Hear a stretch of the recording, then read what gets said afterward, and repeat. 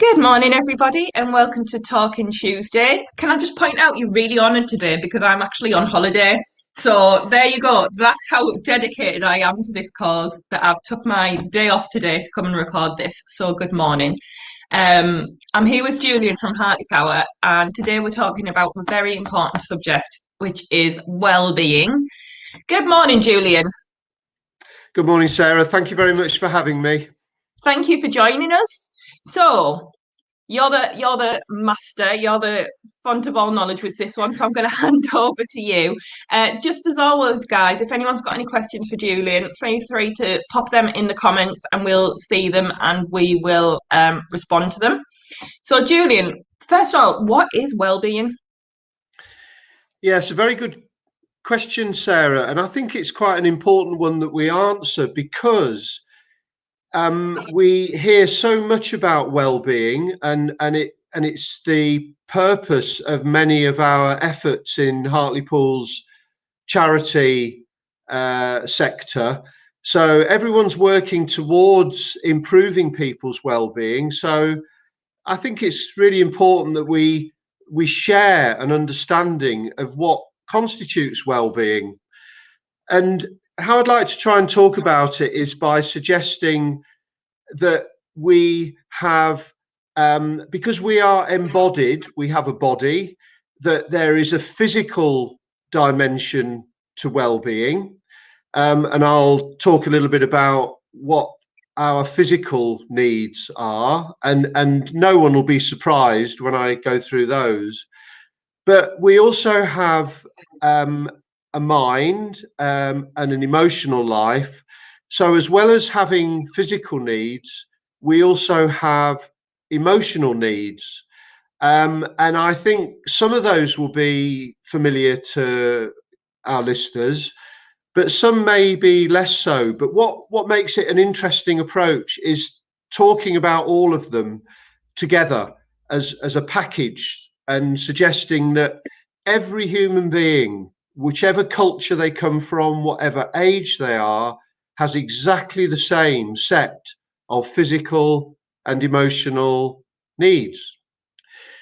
So, starting with the physical needs, which will come as no surprise to people. So, we need some form of secure shelter where we can be protected from the elements. And for most of us, we're lucky enough not even to have to think about that. But at that most basic level, consider the homeless. Well, they don't have that need met.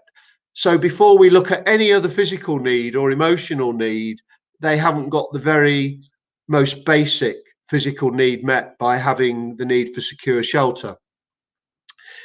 A second need is for nutrition, and specifically for a balanced, nutritious diet. And we know how that one's gone a bit awry in our culture with the availability of, highly processed foods, very sugar rich foods. And we've lost a bit of the understanding as a culture of what actually constitutes a healthy, balanced, nutritious diet. Not everywhere, but we many of us could refine our intake to Guilty. better look after ourselves. Yeah, we mustn't be obsessive about it, but we need a balanced, nutritious diet. We also need, and this one is so powerful a need physically, we were built to exercise. We have bodies that need to be used. And again, with so many of our activities now being done from an armchair, and us having cars and vehicles and being able to park as near to the entrance to the supermarket as we possibly can, we've sort of designed out of a lot of Western existence the need to exercise, and combined with the lack of a nutritious diet, that's why we've seen the obesity explosion that we have. I mean, there are other reasons for obesity, but but they're two of the main ones. So we need to exercise regularly. That is what our bodies are designed for. And when well-being can go really badly awry, and perhaps we become depressed or anxious, one of the most simple, straightforward things that anyone can do who might find themselves with low mood or feeling anxious is regular aerobic exercise. It is a natural antidepressant. And if it's done regularly, and it is aerobic, so you get a little bit out of breath, your heart has to work, a difference will be made. So we need exercise. But conversely, we also need to rest. That's another of our physical needs. We need periods of time when we actually give our bodies a break, give our minds a break as well. So we need to rest. And really critical around resting is what we spend, if we're lucky, about a third of our lives doing, which is sleeping, and particularly dreaming. And both slow wave sleep and the very active stages of sleep called REM, rapid eye movement sleep, which is when most of our dreams take place. Both of those are physically and emotionally restorative. So another of our needs is to sleep. And then finally, though this kind of is a part of a balanced, nutritious diet, is to be sufficiently hydrated and to make sure that we get enough fluids. So they are our physical needs. But as I said earlier, because we also have a mental life, a psychological life, an emotional life, we also have a set of emotional needs. And I'll start with the most basic and get progressively more complex. So the most basic emotional needs is to feel a sense of security. Now, security is experienced in different ways, in different contexts. So your home, or the little sliver of it that I can see, looks very nice, and I very much hope that you feel secure in your home. So that's our most basic level, and ways in which that might be threatened is people, mainly women, who perhaps are unfortunately experiencing domestic violence when even their own home ceases to be a sanctuary. In fact, it's the place where the most stress and abuse is actually taking place. But we also experience security in relationships, for example, and it's particularly important in intimate relationships. We need to feel that we are accepted and that we can trust the person that we're closest to. But we need to feel secure in our friendships as well. And then work security is important as well. We need to live in a healthy, supportive working environment. And bullying at work and toxic work cultures can also threaten our sense of security. So that's the most basic need. And if we don't experience security, then we are going to be in a state of kind of high alert, looking out for danger, not being sure about what's going to be happening, fearing that at any moment in some way we might be threatened. So really, if we're not secure, then it's very difficult to have any kind of platform from which we can meet our other emotional needs. Now, the next need that we have, that we see at a very early stage of the life of any human being, is the need for control and making our own decisions. Now, Yeah. I know you have a young daughter. Yeah, And we're going through that at the minute. the battle for control, perhaps when they get to 8, 9, 10, 11, that sort of age. But even as babies, did your daughter start to insist that she held the spoon, that she fed Yeah, herself? We naturally want to be the authors of our own lives and our own destinies. And so, as I say, at this earliest age, we see this need for control starting to manifest itself. And obviously, part of being civilized and brought up is learning to manage that need for control, to moderate it, and to consider the needs of other people as well. yeah. And of course, some people never do that properly, and they become control freaks and always have to be in control. And if we get into a relationship in with one of those, then nightmare, nightmare. So a second need that we have is for control and to make decisions for ourselves. And then the third need that we have is the need for status.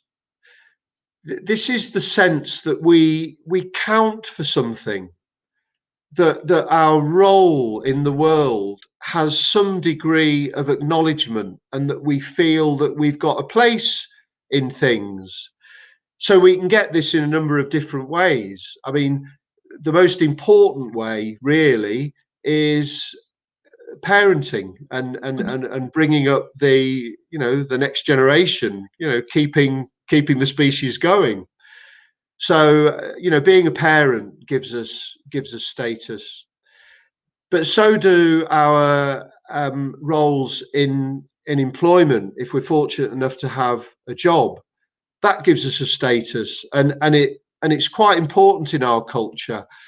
I mean, I don't know about you, but when you go to a party or a gathering with people who you never met before, what's one of the first questions that you tend to get Always asked? is, isn't it? Oh, what do you do?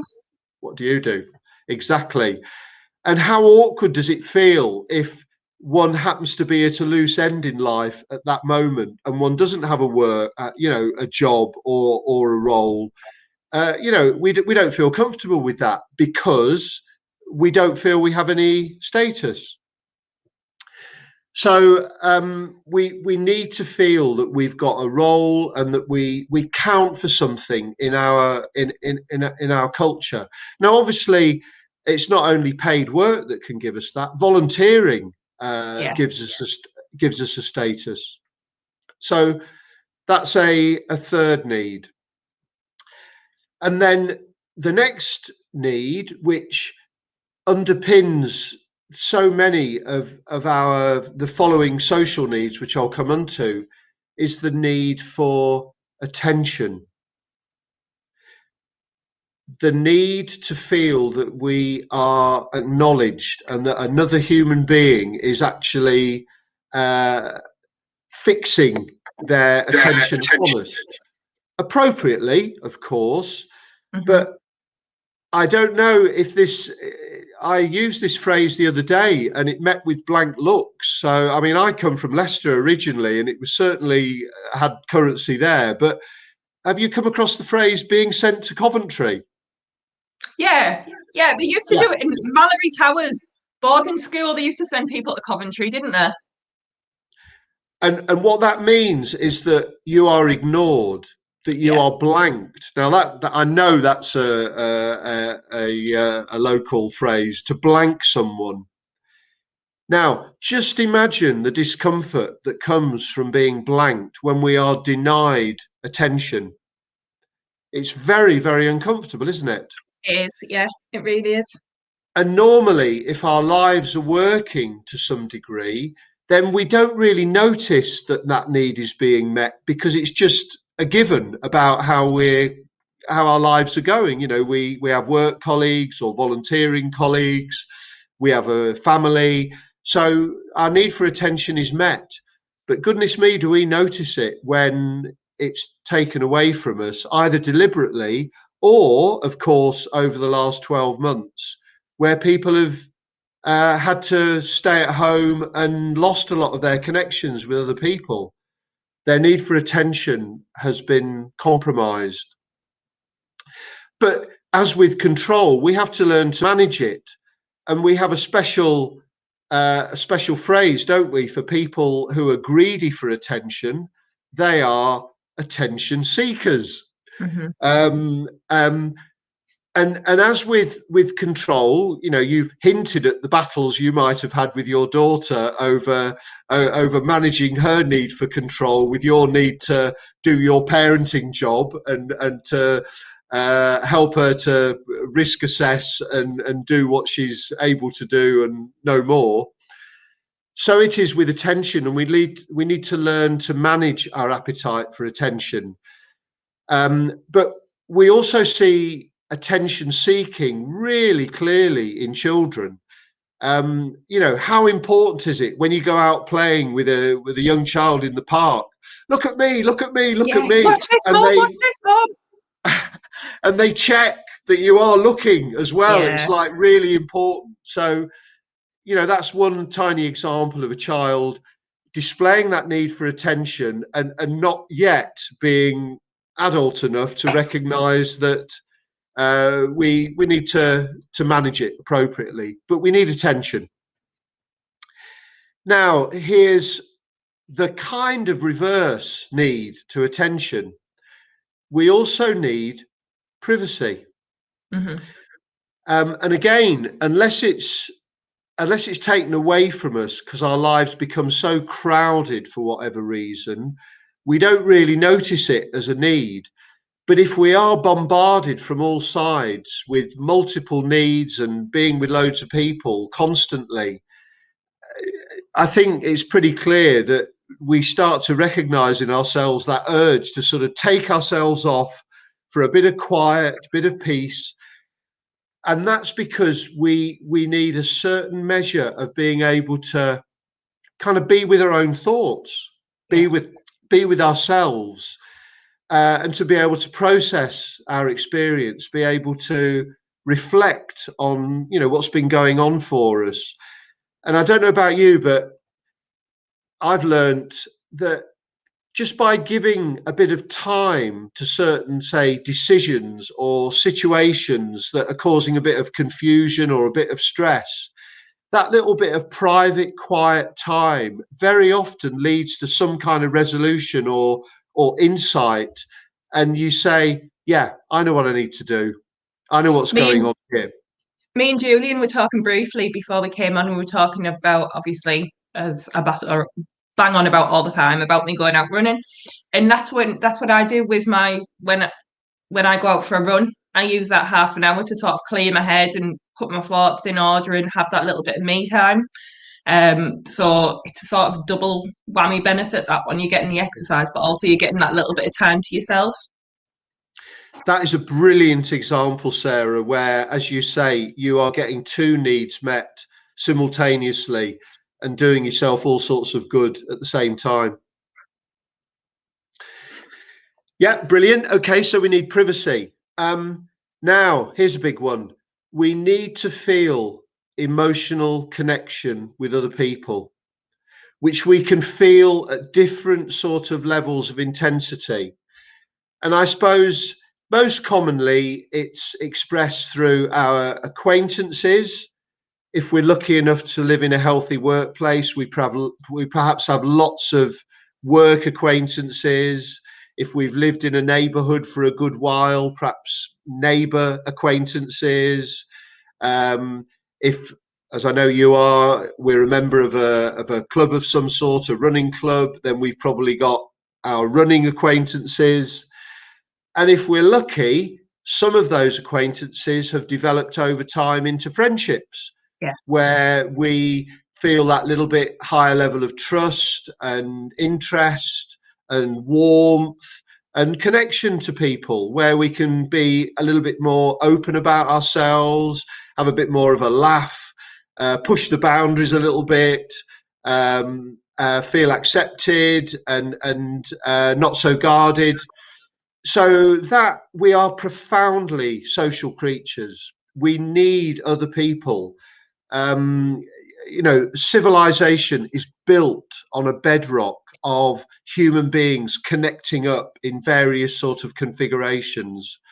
So we need to feel emotional connection to other. And obviously that's been one of the huge challenges of the pandemic. Yeah. Yeah, we've seen that a lot with our carers. Obviously, caring is quite an isolating role in itself at times. So then add the pandemic on top of that, and it's been really hard for a lot of people. Yeah, absolutely. So you're, as you say, you're working with it already, and it's just been ramped up even more over the last 12 months because of all the other constraints under which we've been living. Yeah. Um, and the absence of that loneliness and isolation, not only is that toxic emotionally, it is also toxic physically. And loneliness is reckoned to be a higher risk factor for heart disease and other physical problems, higher than smoking. Really? That's quite an eye opener, isn't it? It is, yeah, definitely. And how that comes about is that our minds and our bodies are very connected, highly connected. In fact, it's an artificial separation to talk of the mind and the body as if they are two different things. We are mind body creatures, and it's just an artificial distinction that has come into the culture since at least the time of the French philosopher René Descartes, who said, "I think, therefore I am." This guy. And that's like made this division, which is totally artificial. And our moods affect our physiology. So there's an intimate connection between mind and body, and that's manifested in this fact that isolation, loneliness, um, can lead to physical problems as well as emotional problems. So we've got a comment here from Rachel. Hi, Rachel. Absolutely love this chat today. Maslow's hierarchy of needs absolutely depicts this. Sometimes we need to go back and step and consider if we're hitting our basics. There's physiological needs, safety, security, privacy, food, warmth, shelter, to be able to move this psychological, and then we can start to consider our end goals of self-fulfillment here. Brilliant breakdown from Julian. Sarah, I love running for a lot of the same reasons. I'd argue you're hitting the self-fulfillment. I don't think I can see the full thing. Oh no. But I'm glad you agree with me, Rachel. And thank you very much for the feedback. Yeah, thank you, Rachel. Yes, Maslow certainly, was a very insightful guy, and the organising ideas that I'm explaining are a sort of evolution of Maslow's ideas. You're absolutely right to spot that. Well done. Okay, so we also need to feel a sense of community. It's this idea of connectedness to something that's bigger than our own individual personal interests. We feel part of something. We're connected with some sort of shared common interest and purpose. And this is the point about how, its origins probably lie from when, much earlier on in our evolution, when our very survival depended on us banding together into groups that looked out for one another, and warded off wild animals and allowed children to be cared for and kept safe. We only survived because of that capacity to form these bonds of large groups. So we need to feel a sense of community, and that's a profoundly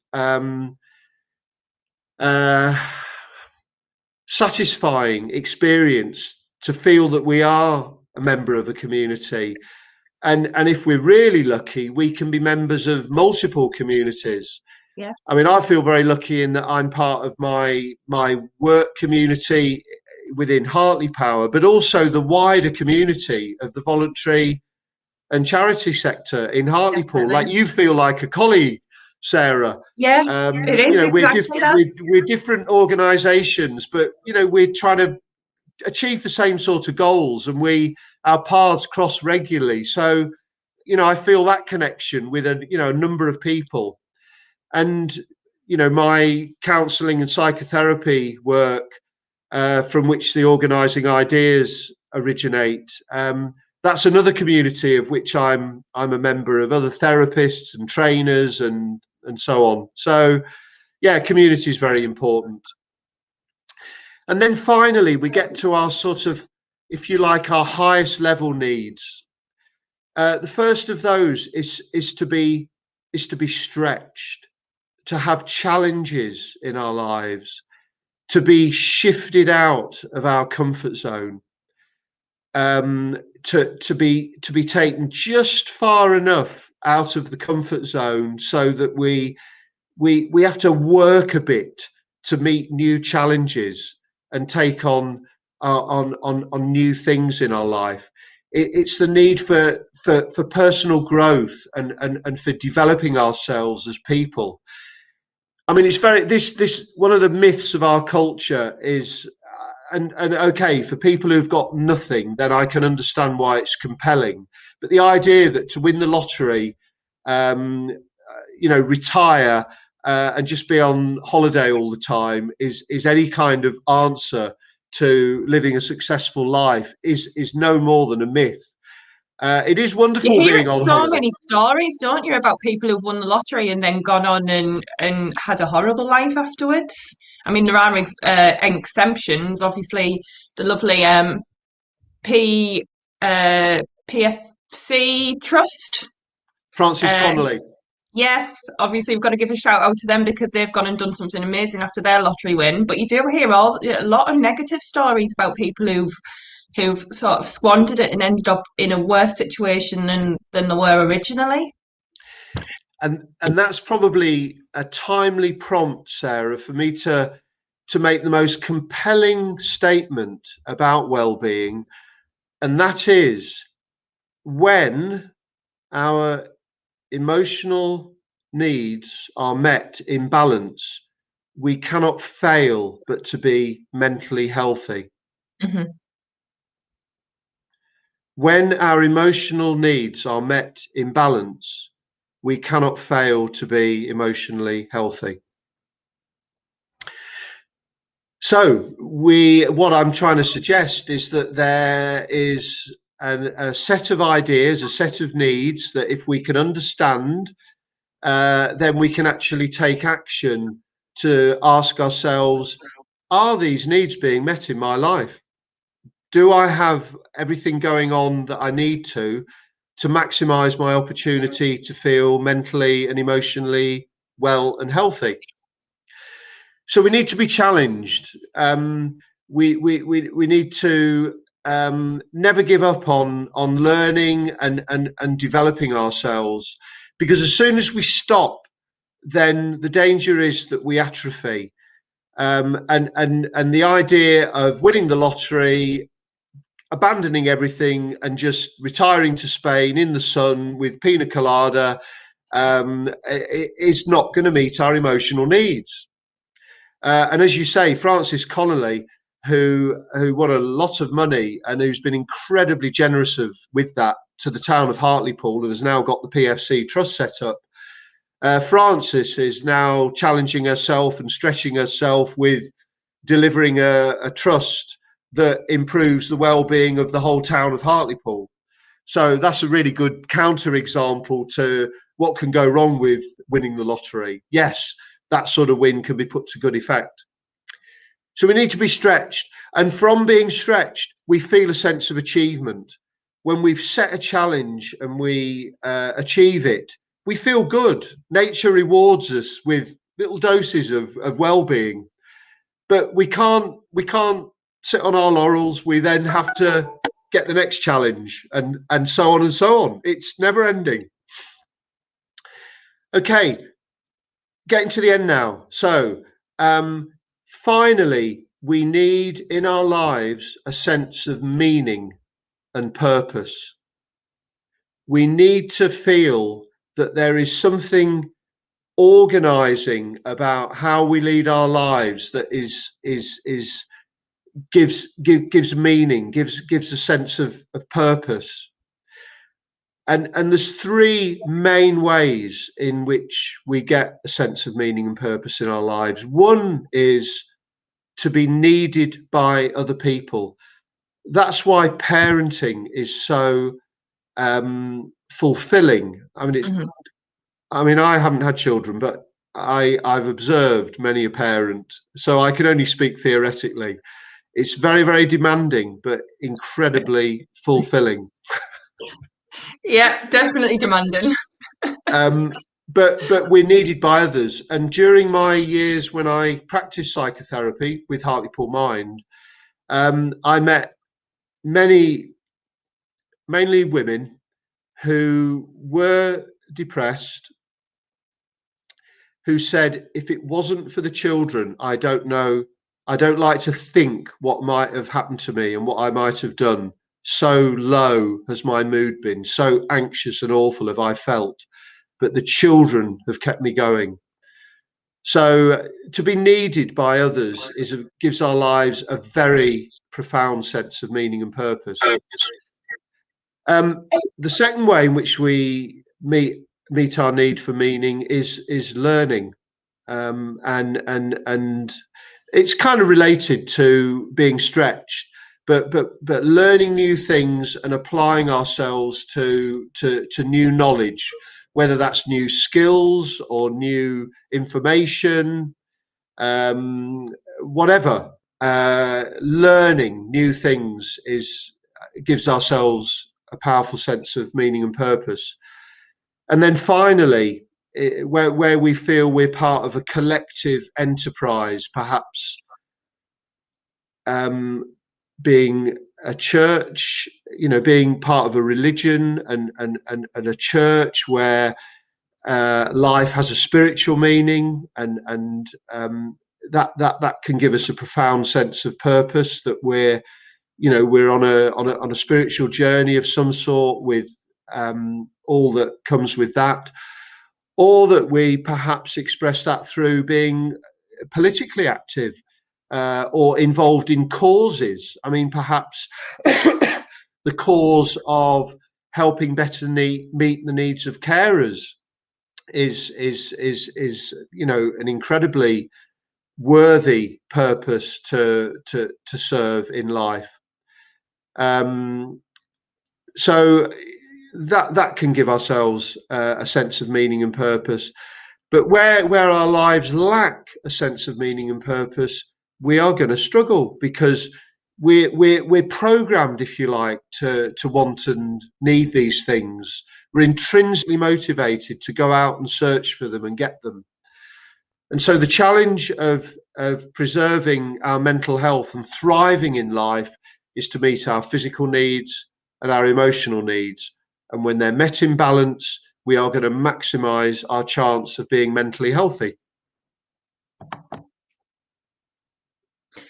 Just got a message there from Aaron saying, great listening today, a brilliant explanation. Thank you very much, Aaron. I know you, similar to me, like to get out and get your exercise. Aaron's much fitter than me, though. Aaron goes cycling all over the place and triathlons and things like that. So thank you for watching, Aaron. It's great to hear from you.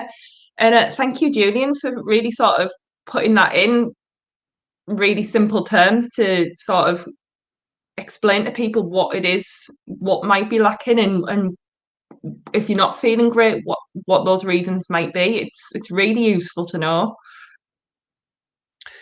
I think it's helpful for any organisation that is working towards trying to make a difference to people's well-being, because it's a universal.